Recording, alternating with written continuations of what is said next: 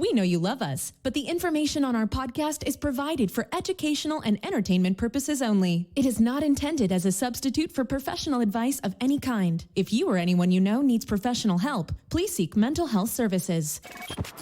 Welcome to the Date Podcast, the show for anyone navigating the dating and relationship world. We interview celebrities, talk pop news, discuss dating do's and don'ts, and debate relationship topics. We are available on iTunes, Google Play, Spotify, or wherever you get your podcasts. Please subscribe and review if you like what you hear. Check out our website, datepodcast.com, for more information. Follow us on Facebook, Instagram, and Twitter. Now, let's get on with the show.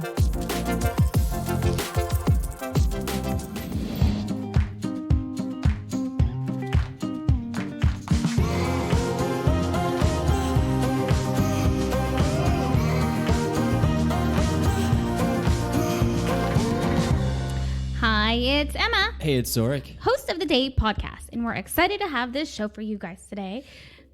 We are. Because we have an amazing guest on here today. We do. And who is she? What does she do? Her name is Simone Milasas. Hey, Simone. Milasas. Hey, Simone. Hey, Emma. Hey, Zorric. How are you? Good. She is an international speaker and author of Joy of Business and Getting Out of Debt Joyfully. So she has a third book called Relationship. Are You Sure You Want One? Which she co-wrote or co-authored with Brandon Watt, who we'll get into it a little bit later, but like you guys were dating while you were writing the book. Is that correct?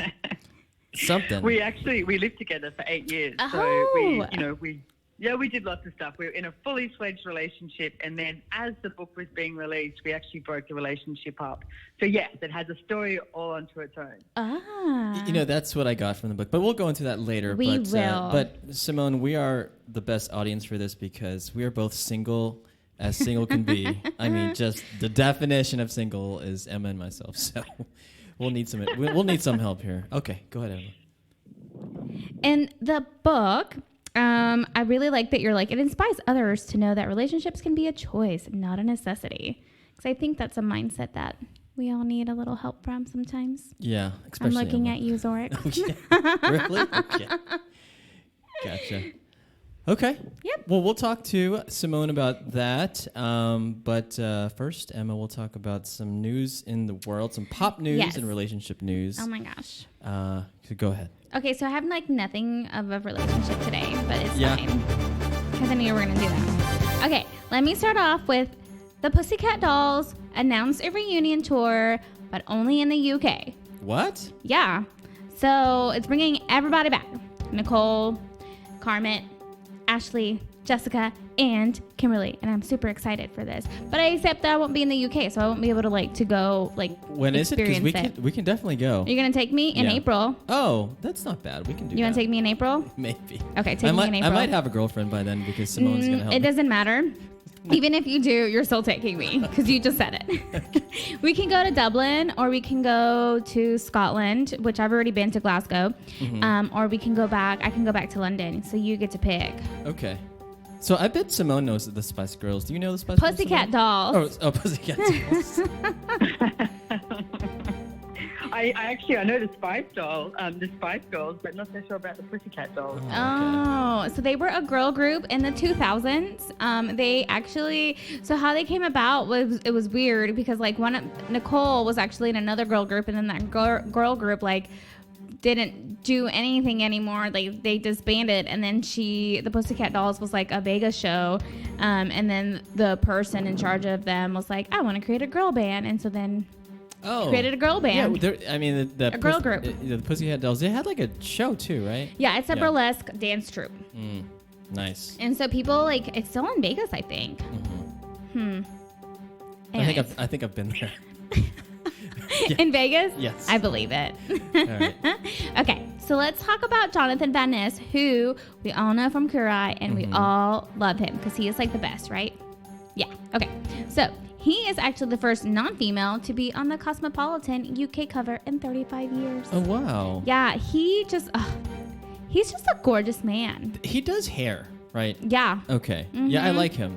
We know him from Game of Thrones. Uh-huh. Yeah. I think any guy should go on queer eye for the straight guy, definitely, because whenever It's you're just single. Queer Eye now. Oh, it is. Yeah. Okay. Well, it's been a long time since I watched this show, but no, because I think when you're newly single, sometimes you get stuck when you're in a relationship for a long time. You still wear like the stuff that doesn't fit, it doesn't match. You still have this old school haircut, maybe chili bowl haircut. I don't know, but I think it's good for everybody. I feel like that chili bowl haircut's coming back. Yeah, everything's coming back. I know. How do you feel about the chili bowl haircut, Simone? I was just laughing at that comment, though, the chili bowl haircut. How do I feel about it? I think there's better haircuts out there than the chili bowl haircut. But hey, if it's coming back, it's coming back. It's a choice. It is. Yeah. I think my cousin has it. I think one of my cousins has it. Yeah. But the thing is, do women even care about your hair? Yes. Okay. Like if you have hair, if you don't have hair. Can I say they care about they care about you looking good, but the one thing I see also is that men get really paranoid if they're going bald. It's like I don't disagree that a bald man is not sexy. And it's like, or even a receding hair is not sexy. So I think men and women both get hung up on things that the other sex doesn't actually get hung up on. Yeah, and Zorric. if they didn't get hung up on it, then there's something different possible. Yeah, as I feel insecure through that whole right now with the receding hairline and stuff. Yeah, I think you're right. I think we make a big deal about things where other people don't, right? Like, our receding hairline, or we're balding, or I'm not as fit as before. But people, maybe they don't care as much. I don't know. But I don't think they do. I think they, sometimes people do care about, the particular looks, etc. But I know some incredibly good-looking people who are as boring as hell. And then I know other people who might not be as good-looking, but my gosh, they're incredibly kind and caring and nurturing and a hell of a lot of fun. To me, a sense of humor, almost tops everything. If someone can make me laugh, it's like, they're in the good books. That's great. how do you feel about that, Emma? Is it all about laughter too? Yeah. I don't know. Kind of disagree on that one. I'm very visual. Well, so. yeah, Emma's very shallow. I am Simone, very shallow. sorry. Super shallow. I will not deny I that. love that you can admit it. Own it. Yeah, it's bad. I have a problem. Yeah, she likes arms and big, bulky men. Oh my gosh. I also love bald men, but not Zorric. Oh, thanks. Thanks. I'm not balding everybody. Okay, what else you got? Okay, so can I please... Okay, let me just start off with my disclaimer. I don't care for Star Wars. Star Wars is not my thing. I'm sorry at people out there who love it. I've never been into it. I've never wanted to get into it. I think I've seen it because I had to see it. Blah, whatever. However... Continue.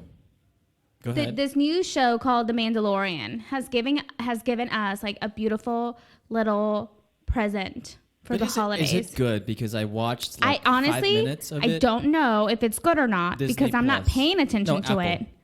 No, it's on Disney Plus. Disney? Okay. I'm not paying attention to it. I don't care about the story. One, I can't see Pedro Pascal's face. He's in a helmet the whole time, which is what he should have done during Game of Thrones. No, he decides to hide his beautiful face on this show, right? So I'm not really there for him. I'm there for the Baby Yoda. I love the Baby Yoda, and my ovaries exploded when I first saw him. Like, I really, seriously, I was like, oh my gosh, I need to have a baby. Why do your ovaries explode? I don't know. They just exploded out of, love because I wanted to have a baby. Your baby's going to look like Baby Yoda. Baby Yoda, oh my gosh, I love it forever. It's so cute. And then he's 50 years old, but he acts like a baby. Oh my God. Well, we need to I watch love Baby that, Yoda. everybody. I hope. Well, I'm only I'm just knitting, and anytime Baby Yoda's on screen, I'll pay attention to it. Yeah. And then I don't. I never was a Star Wars fan. No. Simone, were you Star Wars or Star Trek or neither? I was going to say I was neither. I mean, I've watched both, but I think a little bit like Emma, I did it because, everyone else was watching it to see what the big hoo-ha was about, but I was neither. Ugh. And neither. Yeah. But little Baby Yoda, you guys, he's like a little baby, and he has these big eyes, and he's so tiny, and he just walks around, he just waddles. Are you projecting that you want a baby right now? I think so. I think it's that time. We'll find you a man. After this episode, Simone will get you straight. I guess. And we will I mean, find it's like you a I want a man. baby, but then after a week, I'm probably going to be like, actually, no. Anytime I see Baby Yoda, I just get really happy. Maybe And I don't even like Star Wars. you I should get just like love a- Baby Yoda. Maybe get like a ferret or something. Ew. They smell, don't they? No, I don't Don't know. they bite? Or a baby kangaroo, right? No, they kick you later. They do. Is that true, Simone? Right? They do. They can get quite violent. Yes, they can. Okay. They can Yeah. kick you and they can punch you as well. Yeah. Yeah, honestly, when I went to Australia, I was scared of the baby kangaroos and I was scared of the koalas. Because people are like, the koalas look so cuddly and so loving. Ah! I heard they all They're have high. AIDS. Don't they all have AIDS? I don't No. know. Oh, is that not true? They will also. They can also claw you as well. Like, you know what? We have some of the most dangerous animals. Yes, in the y'all world do. in Australia. They're cute. And sharks and everything else. Yeah. Yeah. Exactly. Yeah, I went whale watching too. I got so seasick. It was horrible. And I was like, I am never whale watching again. I got to see a mama whale and a baby whale. That was it. My ovaries did not explode. I was too sick. No, ew. Gotcha. Okay, what else you got? That's it. That's all I got. Oh, Baby that's it. Yoda. Okay, great. Okay, so Simone is here, obviously, and we're going to talk to her about a lot of things. But first of all, Simone, like, where are you from? I think you kind of alluded to that. You're from Australia, but were you born and raised there, or are you from somewhere else? Yes, no, I was born and raised in Sydney, Australia, and now I live up the coast in a place called Prigian Beach in the Sunshine Coast. It's beautiful. So, have you visited other countries like the United States or Europe? Oh my goodness, yes. Yeah. I used to actually live in Santa Barbara, California for quite a while. Oh. I travel like 10 months of the year, so I spend a lot of time in Europe. I've got a horse that I own in Texas at a ranch, at a friend's ranch. I've traveled extensively around the US, except not so much in Middle America. So, but I've done a lot of the coast, etc., on both sides, and yeah, everywhere. I've traveled since I was 19, so and that's been for the last 30 years. So, And was that through school or work or business? Why did you no, travel? I did typical Australian that is horrifying to most Americans. I left home when I was just turned 19, and I didn't go to college, and I actually went to the US and stayed there for 3 months with hardly any money. And I ended up living on Miami University campus for a month with some friends. Wow. Which was really awesome because every American movie I saw came alive. Oh my God, this stuff is real. And like with the frat parties and all that sort of stuff, it was like, my God, this actually really happens because we don't have that in Australia. It's like, so you see it in the movie. So it came alive. And then I spent a few years overseas and then came home and everyone was like, well, you've got that out of your system now, you know, your time to settle down. And I looked at everyone and was like, no, this is just the beginning. So I've always created jobs and work that I can travel all around the world. So like I said, I still travel 10 months of the year, 9 to 10 months of the year. So, Nice. So when you came back to Australia, what did you start doing? Did you start a business or what was it? I did. I started a business and it was called Good Vibes for You. We actually had, me being me, we had an office in America as well. And we did, I did different merchandise and things like that for the music industry. And, we used to sell things at markets. I would import, export from Nepal, Thailand, Tibet, India, get different design clothing and jewelry, get that made up. And we also, the whole concept of Good Vibes for You was, attempting to change the way people looked at each other and looked at the world and see if we could create something that was a little different from that people were more vulnerable with each other, which also goes on with dating. It's like if people were more vulnerable with each other, might be something different that can show up for everyone. So yeah, I did that. And then now I'm working with Access Consciousness and have been for 19 years. And as you guys mentioned, I've written a few books. I travel around the world doing relationship and different classes and many other things as well. So lots happening. So let's talk about Access Consciousness. So how did you, how were you introduced into that?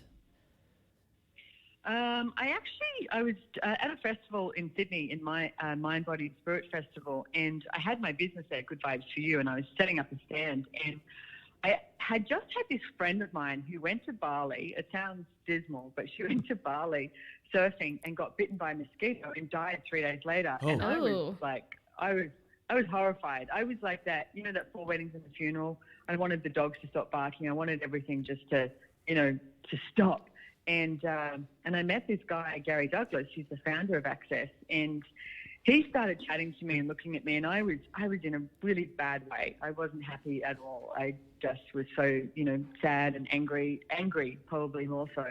And he asked me a few questions, and then he ended up running we have a body process. It's called the bars, which sort of created less stress in my world.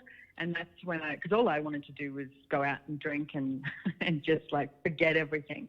And I was really grateful that I met him because it started to change the way I looked at everything. And he asked me a few questions, ran my bars, and it sort of, opened me up to something a little different, to know that there was something else out there and someone else had my back rather than the world just being something that was falling apart for me.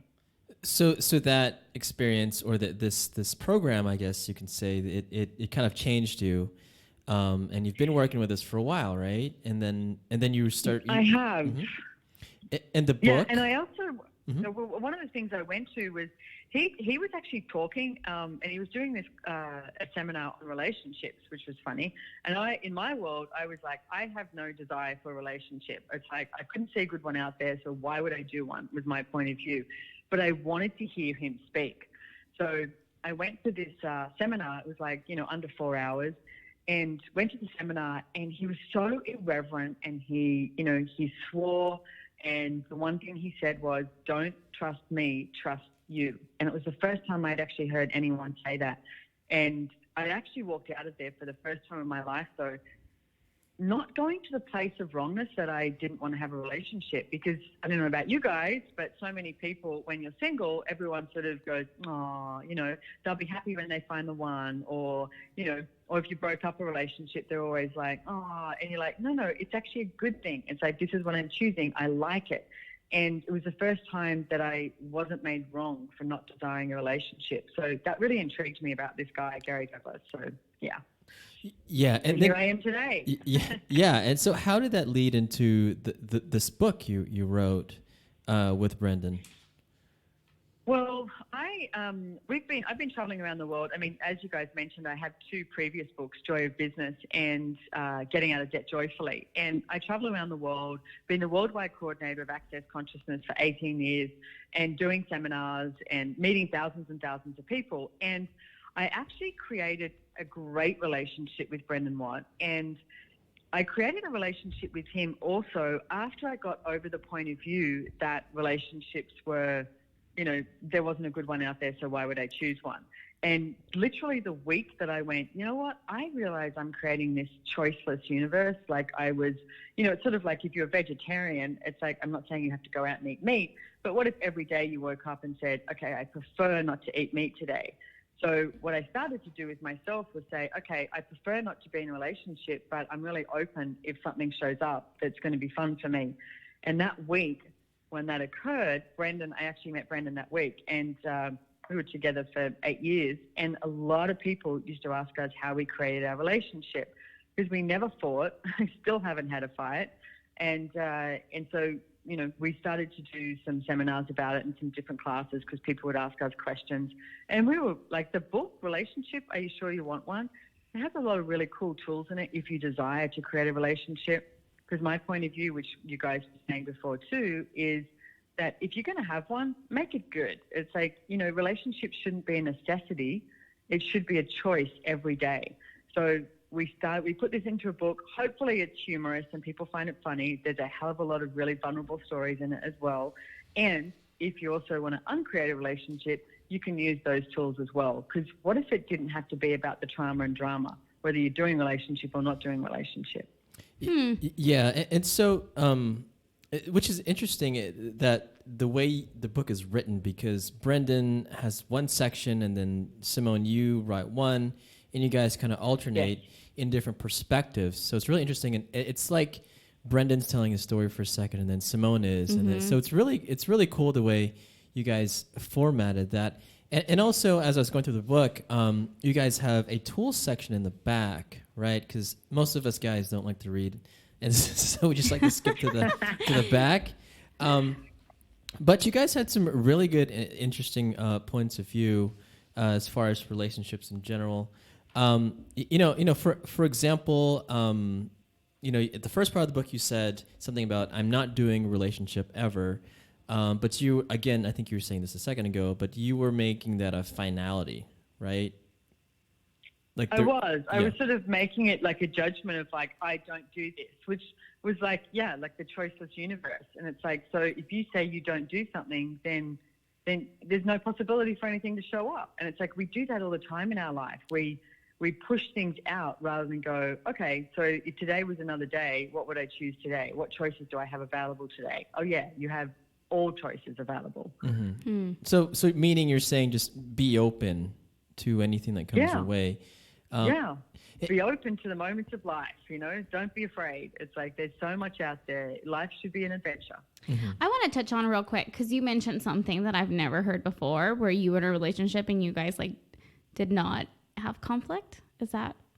Yeah, I know. Weird, isn't it? So as a marriage and family therapist, I'm curious to know how you guys did that.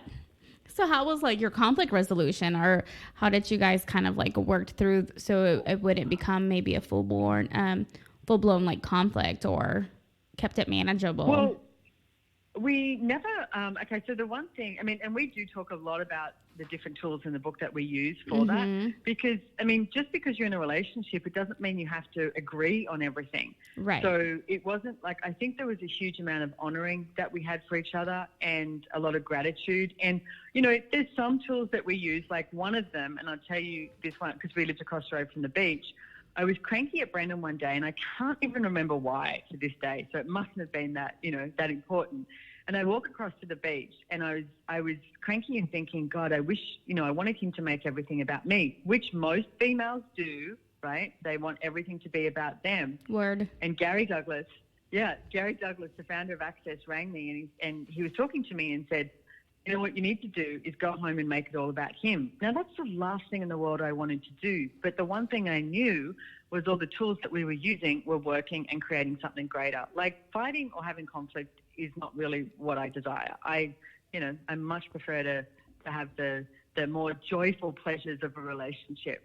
So I walked into the house and I went, you know what, I'm going to give this a shot. And I walked into the house and I just started making everything about him and asking him questions and how his day was and what was going on for him.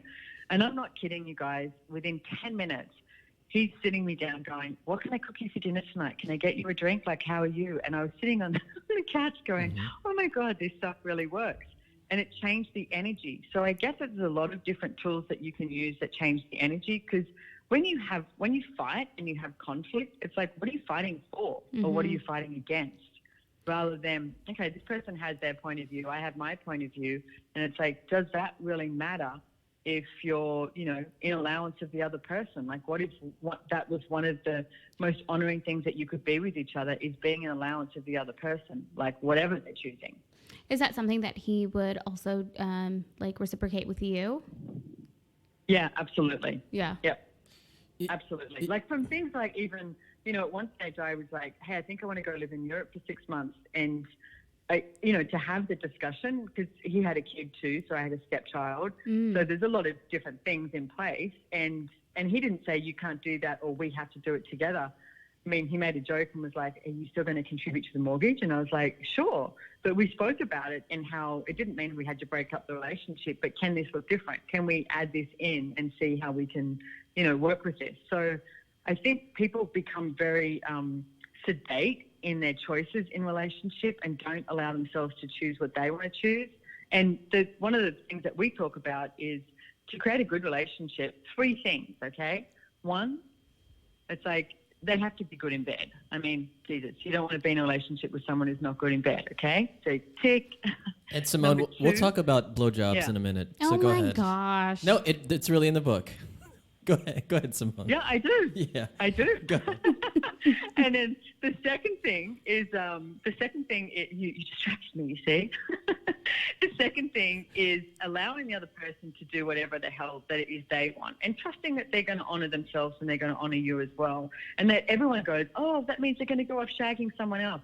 not necessarily. It's like it could be that they want to go down to the local bar with their mates or something like that. It's like, allow them to do that. Men like space too. It's called a man cave for a reason. It's like they actually like to go and have that space. So what if that's one of the things that you're an allowance of for the other person? And then the third thing is that they contribute financially. And it doesn't necessarily mean joint bank accounts. It's just, like if someone, like at one stage, I was earning way more money than Brendan, but he was at home and he was creating renovations on our house. So that's a contribution monetarily. So the three things will make a great relationship work. Yeah, and I think obviously for me, number one is sex, great sex. But I think the real importance here is choice. Choice, because Simone, you're saying that there's no limitation on what someone can do, right? Because I feel like sometimes I'm in a relationship where I feel like I have to do this, I have to do that. But I think in the book somewhere you talk about how every day you wake up and you choose to be with this person. Right, Simone? Something like that? Yeah. Yeah, it's like, is this going to work? I mean, we never actually, I never had sex with anyone else and he didn't either whilst we were in a relationship. But we never really went, you can't. It was like, and if that occurred, like, I mean, I know Brendan's point of view was that if you want to go off and have sex with other people, then maybe we're not meant to be together. Like, and not from this demand that you can't. It was just like, well, let's look at that if that shows up for you, because that's what he chose. That's what everyone has to choose, and that's what I was choosing too. And every day when I woke up, it was like, yeah, this is the person I want to have sex with. Until it wasn't, and that's pretty much, at the end of 8 years of relationship, our lives have changed so much, and we were like, okay, maybe we need to change this up and let's break up the relationship. And we're actually going to work on a second book. And at the moment, we're nicknaming it Breaking Up is Easy-ish and see if we can work on that. But it's like, it's like people limit themselves by relationship. And I don't think you should be limited by anything. Yeah. So when you guys broke up, was it like a mutual, like, I guess, experience? Like, No. I guess, like, no? He did it. He broke the relationship up. I mean, we were having sex the night before. It wasn't as though we weren't, hanging out or having fun together. And he broke the relationship up. And I must admit, I definitely did the, oh my God, he's broken the relationship up. I'm so shocked. And once I got over that, because that's usually what the other person does. And it takes two people to create a relationship. It takes two people to uncreate it. And when I actually started to look at it, and I was like, you know what? He's smart. He's right. It's like, it was time. There was, like, in the last year or so of our relationship, it became a little complacent. It wasn't as creative as what we had been together. And one of the things that we talk about in the book too is if you're going to choose to be in a relationship with someone, it should be creating at least 20 times more together than what you would alone. Like, it should be something, we nicknamed it creationship rather than relationship. Because the word relationship literally means the distance between two things. And what if it wasn't about creating a distance? What if it was about creating something that, expands your life and their life, and you create together, whatever that looks like? Yeah, so in other words, we should find relationships where the other person or us together, we can create something better, right? Someone that, we don't want someone that pulls us down, or but we want someone that will help us, and maybe, Emma, you'll push me to be a better person, or I'll push you to be a better person, right? So something like that. But in the beginning of the book, you mention sex with Brendan. And there was this one guy in India, and he said to me, I can't even talk to my wife about some of these things, and you just put them in a book. I was like, yep. So there was a part, right, Simone, where I guess you kind of changed, where you wanted a relationship. Is that what happened? And then all of a sudden we were talking in the book about, you were talking about in the book about how you want to have sex with Brendan, and you wanted to ask him. Can you tell that story a little bit? Oh, actually, okay. So a slight bit of information before that is I actually wanted to I was talking to Gary, the founder of Access, and we're in Sydney, and we had this, Access seminar on, and I was pointing out this guy, and I was single, and I was like, I want to have sex with this guy. And Gary looked at me and he said, why? And I went, because he's really, Emma, you'll get this, he's really cute, he's got great arms, he looks all hot, like blah, blah, blah. And then Gary goes, he's an asshole. Yep. And I went, yeah, but look at him, like, you know. And he was like, why do you want to have sex with him? Because he's a hot asshole. Exactly. So that's definitely what I went for all the time, was like, and people who sort of adored themselves more than they were willing to, you know, adore you, or people who had the same judgments of me, so that they matched that judgment. And I'd be like, see, that's where I'm wrong. That person's judging me too. And he said to me, you should probably go have sex with Brendan Watt. And I said, why? And he said, because you'll find out what it's like to have sex with someone who's kind, caring, and nurturing. And Brendan to me was like, he was cute, and he didn't have this pull, because I always did go to the judgmental person rather than the person who actually was going to be, you know, kind and caring and nurturing for me. So I did my homework, and I did have sex with him. And then I remember thinking, my God, that was amazing. Now everyone's going to want to have sex with Brendan. Amazing. And in the place of that, he really was kind and caring, and it was this whole sense of play with both of us, like with two of our bodies just playing the whole time, not like it has to look like this, or orgasm is the conclusion, and now, yay, we did that. It's like, it was just this exploration of two bodies is what I'm going to say. So how did you ask him? With it. Was it like a conversation first? Was it over drinks or something, or like how did that happen? I didn't actually ask him. He was definitely paying me attention, and then he had to go back home, and then he was flying back in. He said, "Hey, when I get back, it's going to be like tomorrow night. Can I come and bring a bottle of wine and have a drink with you in your room?" And I was like, hello. And I was like, sure. And it got to the point that his flight was late, and I almost texted him and was going to go, look, I don't want to do this anymore. So, and then he showed up. So we had a drink and stuff, and then he actually was the one who made the moves. But Gary just put it in my head that I should have sex with him. Oh, but okay. I knew he was interested. So there was a little Gary romance. ever talk to Brendan? Was he like, hey, Simone wants to have sex with you. You should have sex with her. The funny thing is, Brendan just walked in and just waved at me. Because we share a house together, and he lives now in Houston, Texas, and we own this house together, and he's staying here at the moment. So that was pretty funny. I don't think he did. Okay. No, I just knew Brendan was sort of looking at me like, you know. Like he was let's like, get it on. ooh, yeah, I want her. Yeah. So you talk about intimacy and sex as being different. What's your philosophy on that, intimacy versus sex? Okay, so to me, you know, when we refer to sex, it's like it's copulation. It's like, you know, the body parts getting together, and people try and make that about being intimate. And it's like I don't know your situation, both of you, but by your, you know, it seems like you've been friends for a really long time, etc. And what I'm guessing is there's a level of intimacy between the both of you that you may not have with someone that you choose to copulate. But so many people create copulation as, oh, now we got intimate. No, you just had sex. Right. It's like, can intimacy come from that? Absolutely. But the actual act of sex is not intimate. It's to me, the intimacy is when you have that level of, you know, caring. And like you were saying before, Zorric, it's like, you know, you guys really contribute to each other and help each other out and are there for each other. To me, that's intimacy. And if you can have that with copulation, yay, awesome. Well, I mean, we can have that with other people, but not with each other. No. Emma just threw up in her mouth thinking about that. Yes. But no, I think that's great, because I think a lot of people, when you think of intimacy, it's sex. Yeah. But really, I think in the book you talk about it's trust, it's being vulnerable with somebody, it's all these other things, not just sex.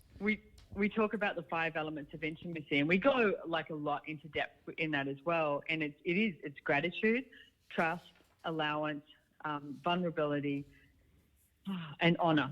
And it's like having those 5 elements of intimacy. And what I'm going to say is too, I actually worked on that for myself. Like I had little Post-it notes on my mirror in my bathroom, and you know, each day at the end of the day, because people look at somebody else to complete them. You know, all the Hollywood movies do it.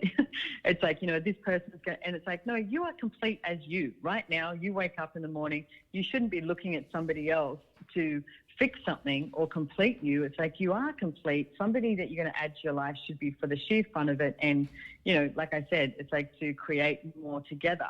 Amen. So you got to have those 5 elements of intimacy with yourself first. So every day I would like, okay, everywhere that, you know, I would, you know, have a look at where I wasn't being that and look to change that for myself. And then you can have that with somebody else. Mm-hmm. Mm-hmm. But intimacy, that happens over time. So, you know, most of our listeners are single. You know, how do you, is that something you look for in a partner, Simone? Like you want to make sure that you can get to that intimacy, or what if there is no intimacy? I think you hit on it. I think it's something that gets created. I mean, and you can, there's just so many different like levels of intimacy as well. And it's, no, I think you play with it. It's like, you know, it's like, I mean, I just actually did a session with someone and I said to her, she's a single mom with 2 kids and she wants to start dating. And of course, there's a million different apps out there that you can date on, and I don't know about you guys, but they can be incredibly, you know, frustrating. Yep. And I said, look, why don't you take yourself off? She lives in a really nice area in Sydney. And I said, why don't you take yourself off, like look nice, etc. Take a book, not a friggin' computer or technical something, you know, take a book and go into the nicest hotel and go and have, you know, afternoon tea or have a glass of champagne or something and sit at the bar or sit in the foyer and just have a look around and ask what it is that your body is attracted to and what it is that your body would be fun for your body to play with, and see if you can strike up a conversation. But it's like, take yourself outside of, you know, all of the apps and the computers and blah, blah, blah, and all that sort of stuff, and see if you can actually start to engage with another being and see if it creates something different. Don't be vested in the outcome. Do it because it's fun, you know. Do it because it's something different. This is exactly what my best friend tells me all the time. Yeah. And do you listen? Sometimes. She's not in Texas anymore, so it's harder for me to, like, get her to talk me into it. Right. No, you know, it's you make a good point, Simone, because it's so easy to just fall back to the apps, right? To Tinder and Bumble and Hinge, and just that's our only way. But I think, you know, there should be a couple of mechanisms to meet people, like the apps, and like you say, going to a coffee shop and maybe striking up a conversation. Do you teach, or do you teach how to make that conversation or how to strike up that conversation, or?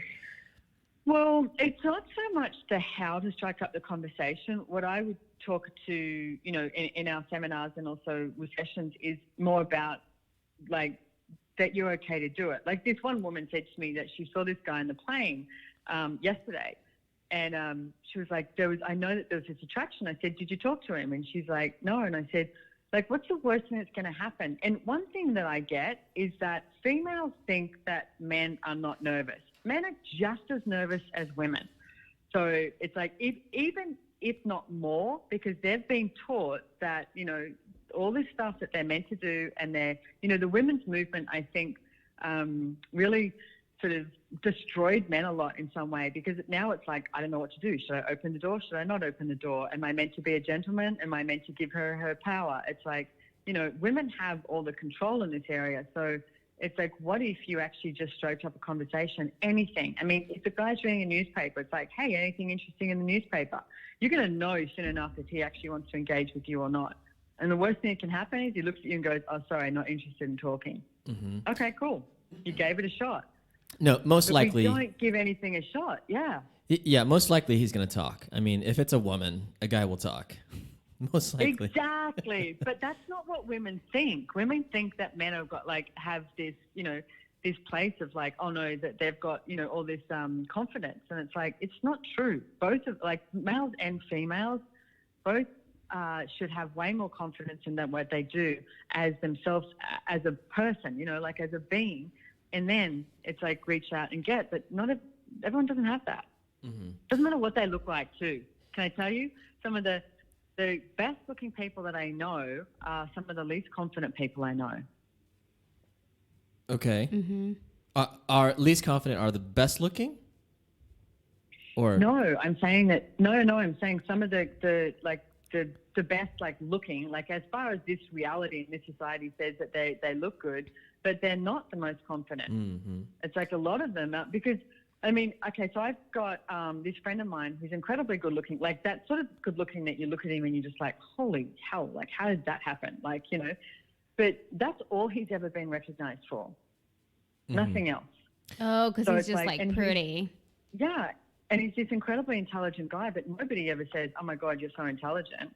Mm-hmm. They just go, oh my God, you're so good looking. So it's like, that's the, you know, so what if you approached people as though you were blind, you know? What if it wasn't about the looks? And yes, Emma, I'm with you too. How did you know I was shaking my head? You know?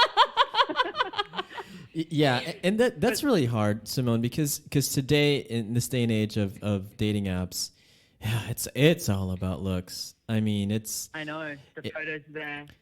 Yeah, But you know what, on Bumble, I've been on Bumble recently, and I got to say, the guys who write something with a sense of humor, that I'm like, every time I'm like, I will take a second look at that, because it just has this, like, they're willing to sort of, I know in Australia you would say take the piss out of themselves, like sort of make a joke of themselves, or, you know, have that place of just being really light about it. And so that will always be way more appealing to me than, you know, I'm athletic and I like to work out and I like to go to the gym twice a day and I like to, you know, and, you know, whatever. It's like, okay, cool. Mm-hmm. You know, that's not who you are. Yeah. It's like, that's what you choose to do. Yeah, but honestly, the hardest part is getting to that conversation, because, you know, a lot has to do with the looks again. But I see what you're saying, because, you know, the looks, you know, will only take you so far, because really you got to have some personality and some connection with that person. Because if I'm going on dates, Simone, and if she's just a pretty girl but she can't speak to me, then it ain't going nowhere, right? You got to be able to connect. Boring. Yeah.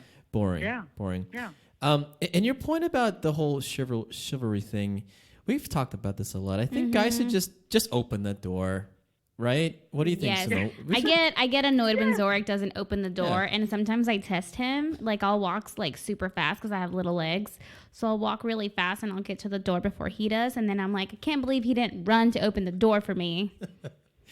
Yeah, that's Emma. But that's what I say to guys. I say, guys, just go ahead and do it, and if she doesn't like it, then she'll tell you at first, and you'll learn. So Simone, one big topic you guys talk about in the book is money. Money is huge. Yeah. Man. Yeah, it is. So I guess for us dating, you know, we're single, we're meeting people, and then maybe we get to like the third or fourth date, and then maybe we get into a relationship with that person a month later. When should you ever talk about money? Is there I think you should, as soon as it pings you, like if it jumps into your awareness, I would talk about it, because I would say that the other person is probably thinking about it as well, and no one wants to broach the topic. It's like, if it comes up for you, talk about it. And it could just be this really candid thing like, hey, you know what, I know this is our third or fourth date or something like that. And it's like, can we talk about, and make a joke of it, can we talk about the elephant in the room? And they're going to go, what? And you go, you know, about money. And it's like, you know, what's your thoughts on it? It's like, do we want to split stuff? Or, you know, and quite often nowadays too, there's a lot of females who earn more money than men. And the amount of women I've spoken to that want the man to pay all the time or don't want to pay. And I'm like, but why? Where did that become? Why, if you want to go somewhere, why can't you pay for it? If he can't afford it, but you like hanging out with him, then pay for it. Like, what if it was more about what you would like and you get to choose that? But it could be a really open conversation about, you know what, hey, I've got this going on, or I've got 2 kids, so I can't afford this or whatever, but love to take you out. Or even if you don't have much money, it's like, bring someone a flower, you know? It's like, it's the token, not so much about the money. But I would say if it's coming up for you, it's probably coming up for them. So talk about it. Mm-hmm.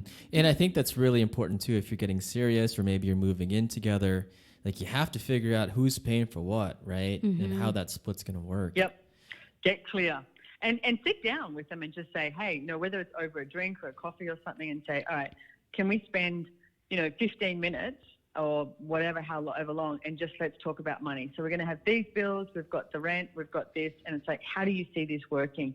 So that you have this really clear, and I would call it like a deal and deliver, which doesn't mean that it has to stay that way. But if you're clear about it at the beginning, then you have no expectations of somebody else, of what they haven't delivered, that you haven't spoken about, but you expect them to get it. And I'm sorry, but so many women use subtext, and it's like, you know, they think that the man knows what they want. And this male friend of mine said to me one day, used to be my old flatmate, he was like, oh my God, you women drive me crazy. And he said, will you just tell me what it is you want? He said, you think I can read your mind? He said, I can't. Tell me what it is you want and I'll deliver it. And I was like, good point. Why did you point at me? Because I agree with Simone. Like women always think that we should be taking you to like oysters and martini bars.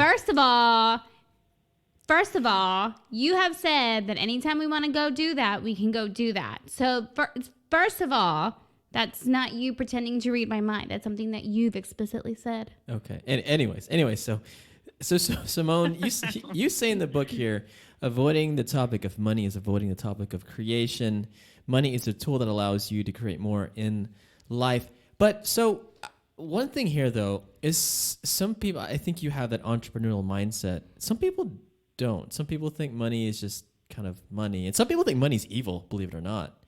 Right? So what if me and my girlfriend have two different views on money? Like, how do we meet in the middle? Okay, so yeah, good question. And that's and the sidebar. Mm-hmm. If you have a really big point of view on money, it's like, I think I would highly recommend getting my book, Getting Out of Debt Joyfully, which you can get on Amazon, because I don't think anyone should have a money problem, and you shouldn't limit yourself by money either. Mm-hmm. And if you are with someone who has a completely different mindset, one of the things I see most people do is they start to choose less than based on their partner. What if you never chose less than, but you didn't try and convince them that they had to change their point of view?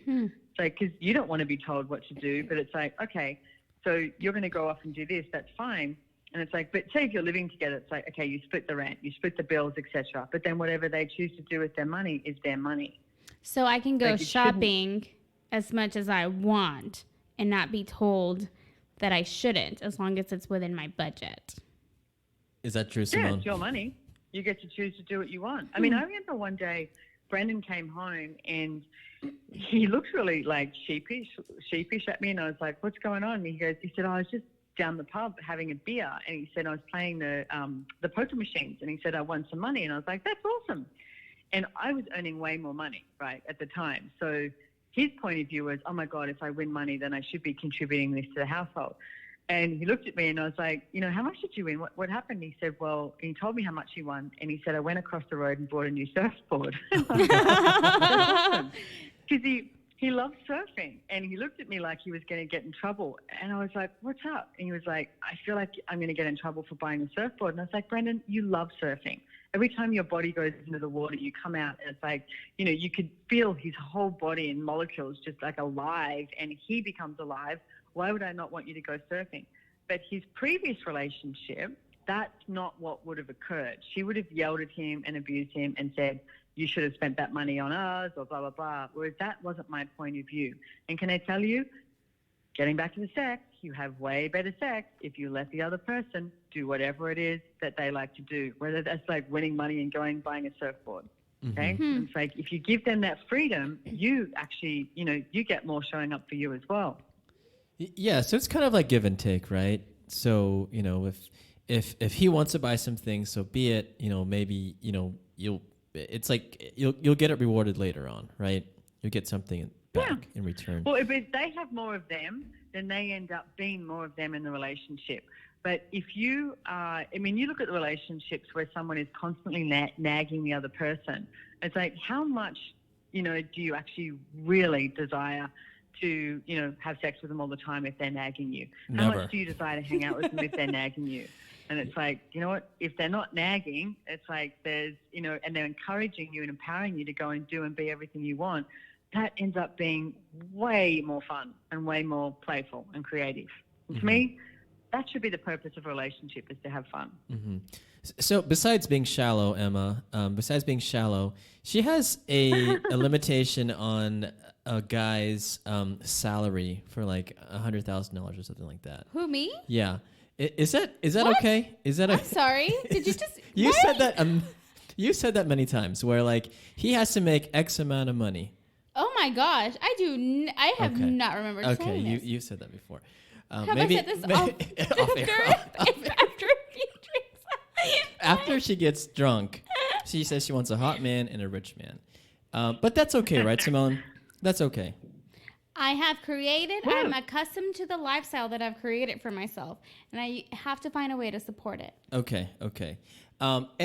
But not just Emma though. I have friends who have thresholds for a man's salary. What do you say about that, Simone? I say that if you feel that strongly about it, it's like it's not wrong to ask for that, and you've just cut off a whole lot of other things. Like if I look at Brendan, and he was, I was 11 years older than him. He had a kid, 5-year-old kid, which I wasn't asking for children. He had a dog, which I was pretty happy about that. He smoked cigarettes at the time, which I didn't like. He snored a lot. He is cute. Mm-hmm. He had all these things going on. Yeah. But the thing that I ended up being really attracted to was how kind and caring he was, and it was nothing about the money. Now, even to go into this, we bought our first house together, and once we bought the house, he spoke to me and said, "Oh, by the way," he said, "I owe all this money to the government." And I was like, "Isn't that something you're supposed to tell someone before you buy a house?" And he was like, "You know what? I honestly didn't think about it." And it was over $200,000. So we had to look at that and how we were going to deal with that now that we had this house together, etc. But okay, so he had no money. So if you had that in your stipulation that they must earn X amount of money, then I never would have had Brennan show up in my life. Now, since we were together, we created so much. We created huge amounts of wealth together. We invested in different properties together. We had a trade sharing account together. So it's like, what if you actually asked for someone to show up that you could create with? What if it wasn't about that they had to have that stipulation of at least $100,000 a year? What if that's something that you empowered them to have and do and be? So different reality. And it's just a choice. Neither is wrong or right. Yeah, and the reason why I say that is because so my friend ended up with a teacher not making $100,000. It wasn't me, but he's just pretending it's me, but it wasn't me. I just need to put it out there because I don't want people to be like, Emma's the worst after this episode. I'm defending myself real quick. My point is, Simone, here, just like you said, like people have these limiting, I guess, these things, these check boxes that they want checked, right, with their partner, and sometimes we don't know what we want, right? I think instead of like one choice, I think it needs to be more like check all that apply. yeah, right. So we all have these deal breakers, right, Simone? Yeah, and I would, if you're really seriously looking at creating a relationship that's going to, work, I would have a look at more of like that, what I've been referring to as the energy. Because to me, it's like, like that, like I said, that sense of humor to me is very appealing, and a level of intelligence as well. I like to have a level of intelligence. So, I like the conversation that can be, and the kindness and the caring. And what I used to pick, without a doubt, was men who judged me and my body the same as what I did, because then it would match the judgments that I had. So it was never really going to create anything great. All it was going to do was keep all of the judgments that I had about myself in place. It was never going to be that place of vulnerability that I could have of creating something different. So I would say, please get rid of all of your different points of view of, they have to be 6'2", they have to have a Harvard education, they have to drive a certain car, because that can also be created. It's like, what if you ask for the energy of what it is you like to show up? Mm-hmm. And speaking of energy, you talk about love, lowering oscillating, vibrating equivalence. What does that mean? Okay, so I briefly touched on it before, is one of the things that we've noticed is like, when people say, oh, I'm in love with them or I love them. And if you look at the definition of love, like if someone says to you, I love you, and it's like you have Emma would have her own definition. Zorric, you would have yours. I would have mine. And it's like of what that means. Whereas if you start to look at somebody else and you're grateful for them, with gratitude, there's no judgment. Mm-hmm. And a lot of the times with love, and when you go, oh, I'm in love with them, I love them, it's like LOVE, the lower oscillating vibrational equivalence. So quite often, and we touched on it with money, okay? So if someone has, no money or limiting points of view about money, then quite often the other person, especially if it's female, won't desire to keep creating more money. They'll go, I'm in love with this person, so I will lower my standards to this person, rather than what if relationship was about not from judgment, but asking the other person to be all of them and to sort of play, we would call it leapfrog. It's like out-create each other continuously in relationship. And again, that leads to that whole point of creationship, not just a relationship. So when you look at, I love someone, and it's like, where are you cutting yourself off so that you can be with this person? What if instead you could be grateful for them? Yeah. Yeah, instead of cutting them off, and you or cutting you off, because you start to cut you off. You go, oh, they love me. That means that I need to change this. No, it doesn't. Mm-hmm. They love you. Mm-hmm. They saw you. Yeah. And again, I mean, you hammer this home just about limiting, your belief, right? Your expectation, right? You should be open to all sorts of different things. Yeah. So. One more question.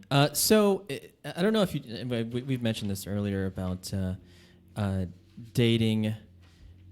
So if I'm a single male, I think you probably can go into this for like 5 hours. But what should I look for in a woman? Like for like. I'm going to say that's like a trick question. No, it's well, I mean, okay.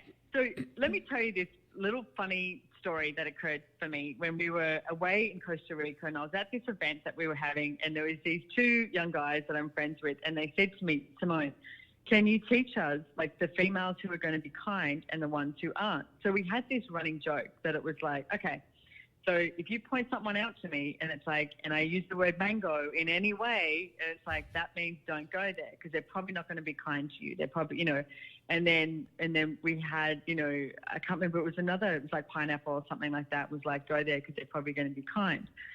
And we did this for about 48 hours. It was so funny, and we had a lot of fun with it. And I went, you know what? I'm done. I'm not doing this anymore, because all you want is the women who are unkind to you. You're not even listening to me. And they're like, no. And I was like, you're not listening. So you go choose what it is you want to choose. And it's like, and then when you get beaten up and abused and everything, and it's like, then come back and talk to me. So it was funny. Mm-hmm. But it's like, ask for what it is. Like I said before, it's like, what is it that you would like in a woman? I mean, a lot of men like to be controlled by a woman. A lot of women like to control men. It's like, and vice versa. So for me, it's like, I don't really desire to have a man in my life that I control. For me now, at this stage in my life, and I'm not saying that I wasn't there, is that now it's like, if I'm going to choose to be in a relationship, I choose to be with someone who's actually going to be what I've been talking about, like that, that funny and that kind and that caring and that place where I get excited to see them. Like, to me, if you're going to be with someone, you should be like, oh, they're home, not, oh my God, they're home. Oh. Zorric loves mangoes. You might want to question what you're choosing. Yeah.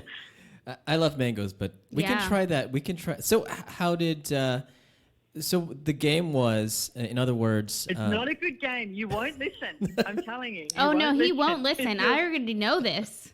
But I will play with him just to then play prove with him. Yeah. So it's like, mango smoothies, mango trees, whatever. You put it into a sentence and make up your own words, like your own little, safety words, as they say. I gotcha. Okay, so we just have a couple more minutes, Simone. But so I think what I'm gathering from the book and what you're saying is that I think. Brendan and yourself, I think you guys were successful in a relationship because you guys believed in the same things, it seemed. Even throughout the whole book, even you guys grew together. Is that safe to say you guys? Yeah, we did. Mm-hmm. And we did. And you were both in the Access Consciousness program. So I think you guys believing in this same program, I think, right? That helped out a lot. Yeah, and Access is not really a program. It's like tools and processes to change any area of your life that you think is not working for you. So it was like, one of the things that we went through for quite a while was I wake up happy and I wake up really creative. I'm a really good morning person, and I'm always like, yay, what am I going to create today? And that's the energy that I am.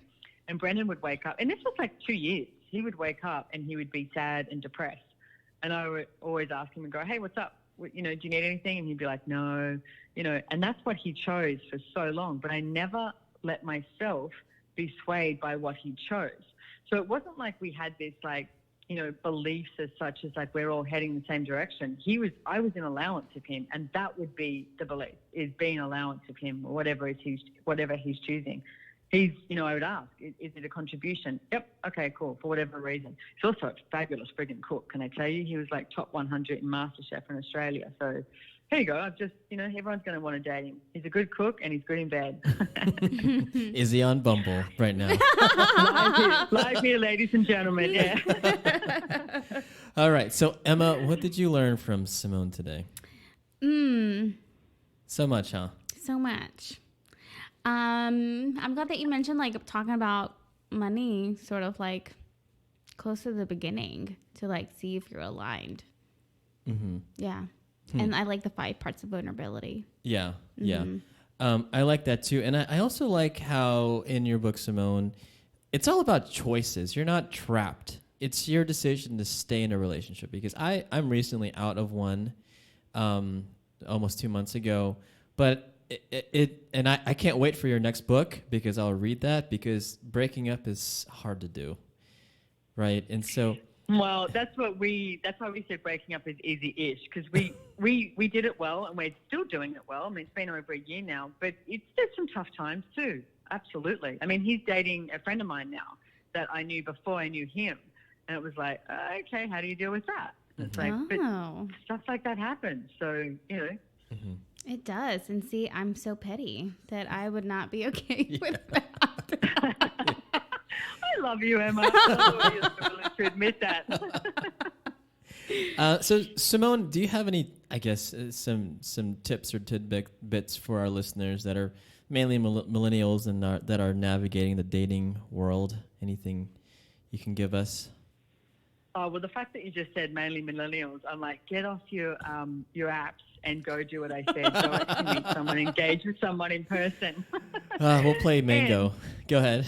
I just want to add, I said it before, but I want to reiterate it. It's like, not everyone has the confidence out there. So it's like you think they do, but they don't. And it's like, so if you go in with that and knowing that you could be that place of like, hey, what's up? It's like, hi, my name's Simone. It's like, that's it. Start with that and then see what happens. Yeah. Okay. Sounds good. And so, Simone, how can everyone find you?